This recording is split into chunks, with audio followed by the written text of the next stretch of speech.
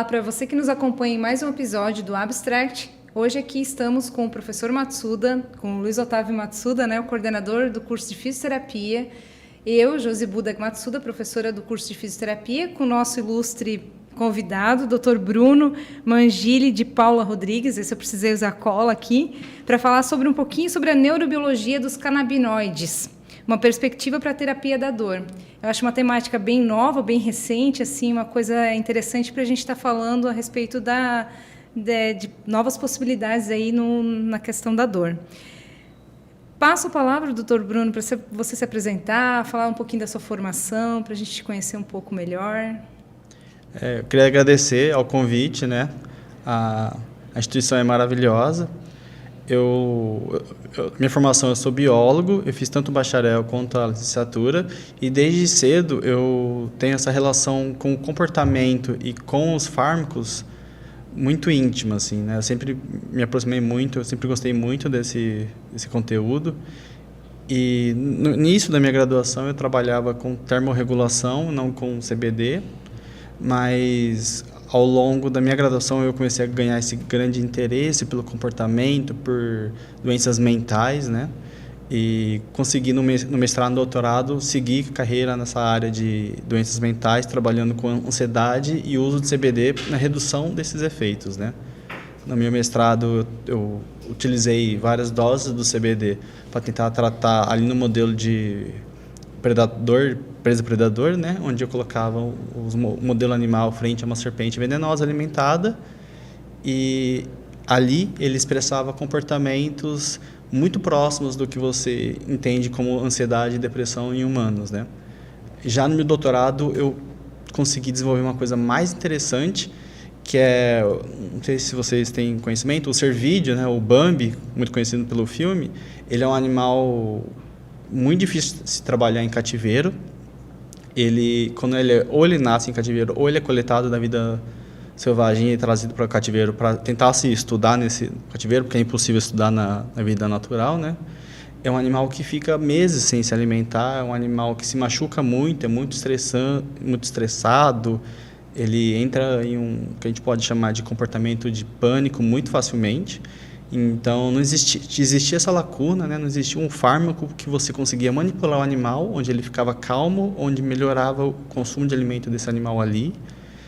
E eu consegui trazer o CBD para trabalhar oralmente. Você faz um tratamento crônico desse animal pré-viagens ou pós-viagens.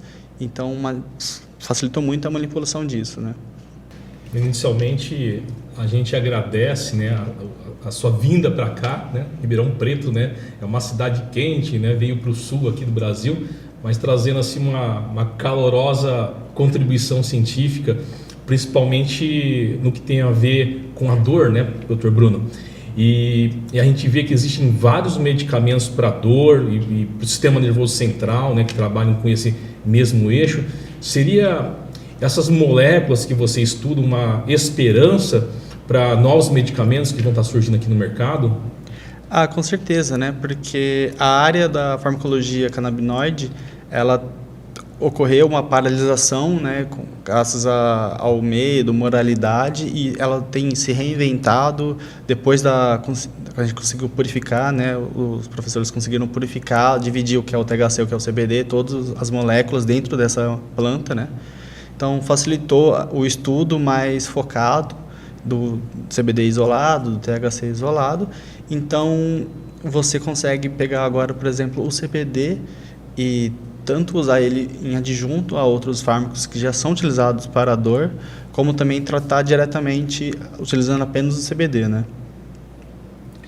E esses medicamentos, que estão sendo trabalhados assim, como é que está a experimentação deles, nos estudos pré-clínicos? Já estão bem delineados?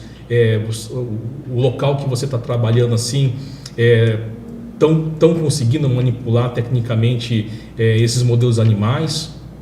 Quando a gente fala em modelo animal, é um pouco mais fácil ali de você utilizar o CBD. É difícil você importar o CBD, porque não existe um CBD veterinário, Mas os modelos animais, eles têm sido amplamente aceitos tanto para assim, todos os modelos mamíferos, répteis, frangos, né?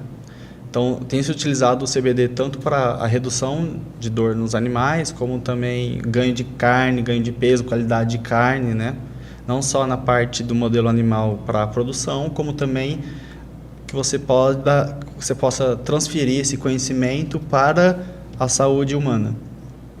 A gente, para quem está começando agora a assistir nosso podcast, né, nos bastidores, a gente conversou com o Dr. Bruno e falou para ele, nossa, além de contribuir, né, para o desenvolvimento de fármacos para os humanos, de cara, né, também a gente acaba verificando, né, que vocês vão estar contribuindo, né, para a saúde animal, né, porque tecnicamente são os mesmos receptores, tecnicamente vão estar se falando de enzimas muito parecidas, né, então eu acredito que o que vocês estão fazendo vai ser, além de um avanço científico para os seres humanos, na parte PET também, né? Tecnicamente é interessante, né, esse desenvolvimento. Assim, eu gosto de trabalhar bastante com a saúde única, né, que é a união da saúde veterinária com a saúde humana, né, porque vivemos em um só ecossistema, né, é um mundo só, então tudo está interligado. E apesar de você conseguir passar esse conhecimento dos modelos animais, do veterinário para o humano, é muito importante também analisar que os dados que você encontra com os modelos animais, eles podem ser diferentes em humanos. Então, eu fico nesse... A gente tenta passar o conhecimento de cá para lá, de lá para cá, só que também a gente precisa ter ficar um pouco mais calmo, né? Que pensar assim, ó, não é um grande milagre o uso de CBD, que a gente fala, assim, né? Eu sou extremamente apaixonado pela área, então é sempre bom a gente abaixar um pouco a bola e pensar... olhe direito a dose, observe direito a administração, qual que é a via, porque em humanos geralmente é utilizado oral, em área PET você já consegue usar outros. São as dificuldades, né, de adaptação de uma situação para outra, né? Então, e precisa ter esses cuidados, inclusive com a dosagem, né? Porque Exato. Os pequenos portes, grandes portes, e aí o ser humano aí com diversos pesos aí acaba tendo... O ser humano é onívoro, né? Assim, você pode trabalhar com os animais, tem alguns que são veganos, né? Eles são herbívoros e todo o sistema fisiológico é diferente nesse metabolismo da planta, né? Como você falou, se é por via oral, então você vai ter toda uma alteração de absorção da medicação também, né? Exato. Eu observei bastante isso no meu doutorado com os cervídeos, porque eles são animais herbívoros, então uma dose que você estava acostumado a utilizar para roedores, utilizar para humanos, essa dose ela não funcionava em herbívoros. Então a gente teve que também se aliar à nanoparticulação para tentar alterar essa biodisponibilidade do CBD, né? Aí entra a biotech junto aí na ação, né? Eu acredito que a contribuição científica deles também vai estar auxiliando a descoberta de novas moléculas, né? Novos derivados, né? Tecnicamente, porque vocês vão estar fazendo novos isolamentos, né? De substâncias químicas, né? Seria isso uma espécie de um boom da descoberta de novas moléculas? Com certeza. Eu já trabalho apenas com CBD, mas dentro da planta mesmo já se encontra outras moléculas e também existe o CBD artificial, né, que a galera sintetiza o CBD não retirando da planta. Mas será que o custo é semelhante ou fica muito caro ainda? Ainda eu acredito que seja um pouco inviável, né, mas eu acredito que no futuro, com o desenvolvimento da técnica, vai facilitar. Porque quando você trabalha o CBD natural, tem se ampliado na área, mas ainda existe uma grande moralidade de não, faz mal, não vai fazer bem, né? Existe um grande problema com o uso da maconha, né? E a gente tenta se distanciar disso. E tem até a dificuldade da produção disso também, né? Aqui no Brasil, por exemplo, porque até, além da particularidade, por exemplo, eu usei tal solo para produzir, vou usar tal solo, vou ter já diferenças, né? Grandes. e ter essa condição formal assim para poder fazer essa produção em altas escalas, para a gente poder disponibilizar isso para o paciente depois, futuramente, né? Sim. Porque pensa, daí você vai ter que ter, imaginando assim, né, hipoteticamente já, imaginando uma fazenda já, né? Aí imagina só como é que vão ser os olhares para isso, né? Pois é. Com solo controlado, Com temperatura solo. controlada. A gente inicia a conversa falando sobre dor, sobre medicamento e acaba falando, não, é uma nova área de agropecuária, de produção vegetal para o Brasil, né? Uhum. Hoje em dia já se sabe que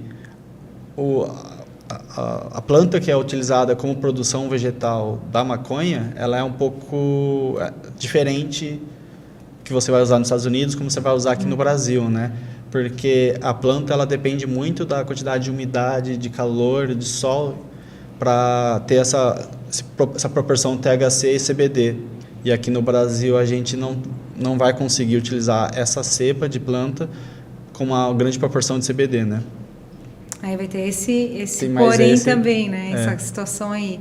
E aí acaba dificultando, porque se a gente pensa, a gente começa com um experimento lá no laboratório, pequenas quantidades, né? Mas a gente já vai ter que pensar isso em forma mercadológica também, né? Uma forma de, ok, está tendo um bom efeito, mas depois como é que a gente vai fazer isso para produzir em grande escala, né? Exato.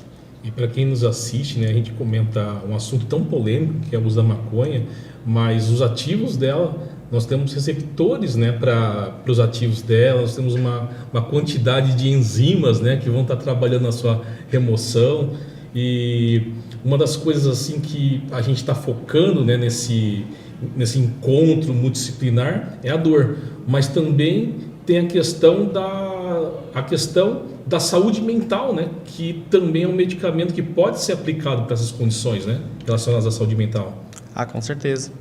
Eu falo muito do uso purificado do CBD porque é mais a minha área, mas quando você utiliza o CBD com juntura e o THC junto, você também tem resultados bons, né? O THC tem a sua utilidade farmacológica, né, na saúde mental.